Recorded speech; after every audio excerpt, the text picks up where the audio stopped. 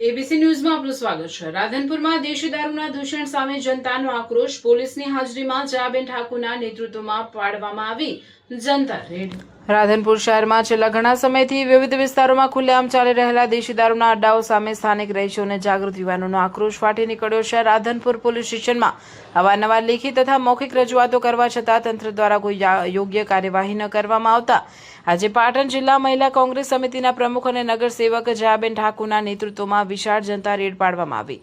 Police તંત્રની નિષ્ક્રિયતાથી કંટાળીને સ્થાનિકોએ જયાબેન ઠાકુરનો સંપર્ક કર્યો। સ્થાનિક રહીશોની હાકલ પર સ્થળ પર પહોંચેલા જયાબેન ઠાકુરે અંદાજે 100 થી 200 જેટલી મહિલાઓ અને સ્થાનિક નાગરિકોને સાથે રાખીને દારૂના અડ્ડાઓ પર દરોડો પાડ્યો।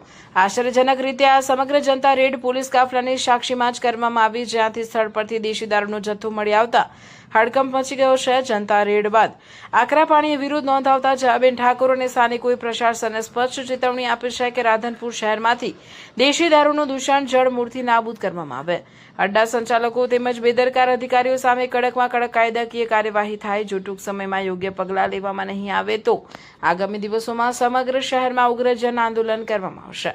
જનતા રેડની જગ્યા પોસ્ટ ઓફિસ સામે તથા લાલબાગમાંથી દારૂ મળી આવેલ છે, જે રાધનપુરમાં ભૂતકાળના અને વર્તમાનમાં બનેલ લઠ્ઠાકાંડ અને રૂનેલડી જેવી કરુણ બનાવો એ વાતની સાક્ષી પૂરે છે કે દારૂનું દૂષણ કેટલાય નિર્દોષ પરિવારોને બરબાદ કરી ચૂકેલું છે। આ ઘટનાને પગલે સમગ્ર રાધનપુર પંથકમાં ભારે ચર્ચા જાગી છે અને પોલીસ પ્રશાસનની કામગીરી સામે ગંભીર સવાલો ઊભા થયા છે।